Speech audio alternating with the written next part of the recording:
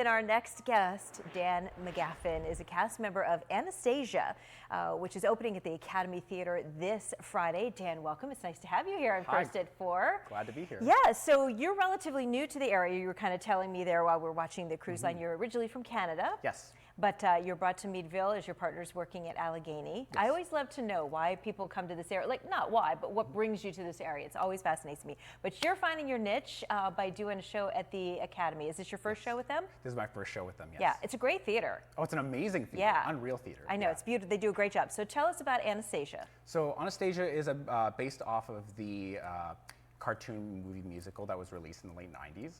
It follows Anya, who is an amnesiac that may or may not be one of the daughters of the Russian Tsar post the Russian Revolution. Right, and her family was slaughtered. Yes.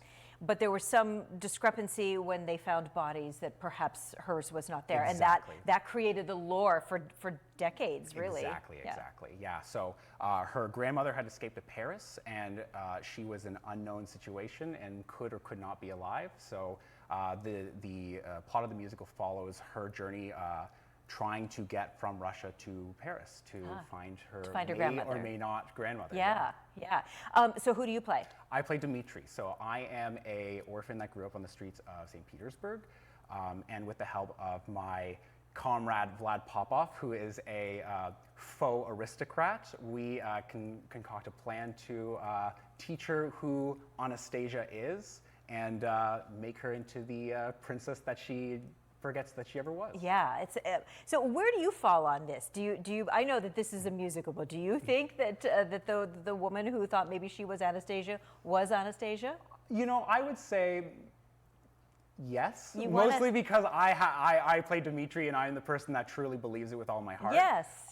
But yeah, it truly is an interesting mystery that that I believe may or may not have been solved, but to this day, you know, it really is a legend. How do they take a story that is rooted in history and is somewhat macabre and turn it into a musical?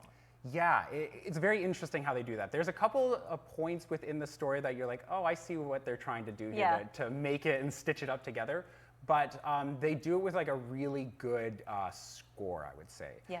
Music good in this show? The music's unreal in this show. It's fantastic. It was originally written by Terrence McNally, I believe his name is, and he was a former writer of Ragtime. So it has that kind of big band scope, but also really has a couple moments of the show where it really dials it down and it can become an intimate production. This has to be a big cast, right? Yes. With magnificent costumes and sets, I would imagine. Yes. Talk a little bit about the preparations for all of that, how things are looking, what people can expect when they come and sit in the seats. So the costumes are amazing. I'm sure. There are so many glorious, over-the-top costumes. We've got great sets. There's a fantastic projection system because as the show, you know, takes place in both Russia and Paris, they have a whole bunch of transitions that really kind of show that story along.